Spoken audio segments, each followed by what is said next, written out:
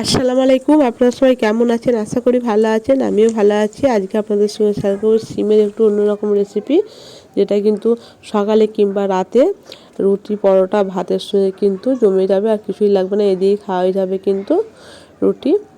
তার জন্য আমি এখানে দেখুন বরবটি, বিম আর সিম নিয়েছি। সিমটাকে আমি ছোট ছোট করে কুচিয়ে নেব, একদম এরকম চৌকো চৌকো করে। দেখুন এইভাবে সবটা সিম আমি নিয়ে নেব, যে যেরকম সিমটা নেবে কম বেশি বাড়ি কমে নেবেন। এইভাবে সিমটা কেটে নিতে হবে, আর বিম কড়াইটাকেও ছোটো ছোটো করে কুচিয়ে নিতে হবে। তারপর এখানে আমি একটা আলু নিচ্ছি, আলুটাকে কিন্তু আমি চৌকো চৌকো করে কেটে নেব, যেরকম ঘুগনির আলু হয় এরকম ছোটো ছোটো করে নিচ্ছি। মোটামুটি আমার সব কাটা হয়ে গেছে, দেখতেই পাচ্ছেন। ভালো করে কেটে ধুয়ে নিয়েছি। ধুয়ে নেওয়ার পরে দেখুন কড়াইয়ে আমি তেল দিয়ে দিচ্ছি।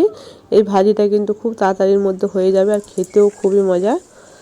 এখানে আমি গোটা জিরে, শুকনো লঙ্কা ফোড়নে দিয়ে দিচ্ছি। দেওয়ার পরে আমি এখানে দিয়ে দেবো পেঁয়াজ। আমি এখানে মিডিয়াম সাইজের একটা পেঁয়াজ নিয়েছি। পেঁয়াজটাকে হালকা করে একটু ভেজে নেব, নাড়াচাড়া করে নেব, ভাজার দরকার নেই। একটু নাড়াচাড়া, রসটা পানিটা মরে গেলে তারপরে এখানে আগে থেকে কেটে রাখা বিমটা দিয়ে দিচ্ছি। বিমটা আমি ভালো করে ঢাকনা দিয়ে 2-3 মিনিট নাড়াচাড়া করে ভেজে নেব, যেটা বিমটা সেদ্ধ হতে সময় লাগে। বিমটাকে আমি দিয়েছি, খানিকটা লবণ দিয়ে দিলাম। আগে বিমটাকে 2-3 মিনিট ভেজে নিতে হবে। দেখুন ভাজা হয়ে গেছে, দেখতেই পাচ্ছেন কালারটা একটু চেঞ্জ হয়ে গেছে। আর এবার এখানে দিয়ে দেবো, এবার সিমটা দিয়ে দেবো। সিম আর আলু আমি একসঙ্গেই দিচ্ছি। ভালো করে এটাও নাড়াচাড়া করে নেব। একটু নাড়াচাড়া করার পরে এখানে আমি কিছু মশলা দেব, লবণ স্বাদ অনুসারে, হলুদ গুঁড়ো, মরিচ গুঁড়ো দিয়ে ভালো করে নাড়াচাড়া করে ভেজে নেব এইভাবে।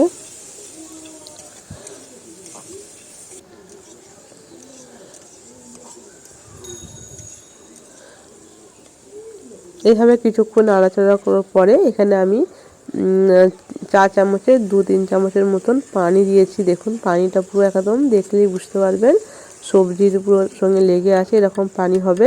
এটা ঢাকনা দিয়ে জাস্ট আঁচটা পুরো মিডিয়াম থেকে লো রেখে রান্না করে নিতে হবে। 2-3 মিনিট, বেশি সময় লাগবে না, 2-3 মিনিট হলে হয়ে যাবে। দেখুন পানিটা কিন্তু শুকিয়ে গেছে, একদম সেদ্ধ হয়নি তা নয়, একটু নরম, সবজিগুলো একটু নরম ভাব চলে আসছে। এবার এখানে আমি আবারও নাড়াচাড়া করে নিচ্ছি। দেখুন এবার এখানে অর্ধেক আমি টমেটো কুচিয়ে নিয়েছি, একটা টমেটোর আমি অর্ধেক দিয়েছি, সেটাকে ছোটো ছোটো করে কুচিয়ে নিয়েছি। আবারও এইভাবে নাড়াচাড়া করে ভেজে নেব।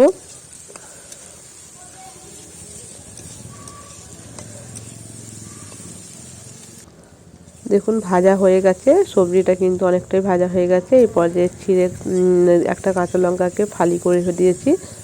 তারপর এখানে মাঝখানে দেখুন আমি একটা এখানে ডিম দিয়ে দেবো। ডিমটা ভালো করে ফাটিয়ে নিচ্ছি খুন্তির সাহায্যে। নাড়াচাড়ার পরে সবজির সঙ্গে মিশিয়ে দিচ্ছি। দেখুন এইভাবে ভেজে নিতে হবে। এইভাবে যদি আবার সবজি ভাজি করেন রুটির সঙ্গে আর ভাতের সঙ্গে কিন্তু জমে যাবে, আর কিছুই লাগবে না, এই দিয়ে কিন্তু ভাত খাওয়া হয়ে যাবে। এবার ওপর দিয়ে আমি ধনেপাতা ছড়িয়ে দেব। আমার কিন্তু এটা ভাজি প্রায় হয়ে আসছে। ধনেপাতা ছড়িয়ে আর একটু 1 চিমটি জিরে গুঁড়ো দিয়ে দিলাম, দিয়ে নাড়াচাড়া করে নামিয়ে নিলে কিন্তু তৈরি হয়ে গেল শিম ভাজি, ডিম দিয়ে শিম ভাজি। রান্নাটা যেমনই সোজা, খেতে কিন্তু তেমনই মজা। দেখুন কত সুন্দর হয়েছে। এখানে ভিডিওটা শেষ করছি। সবাই ভালো থাকবেন, সুস্থ থাকবেন।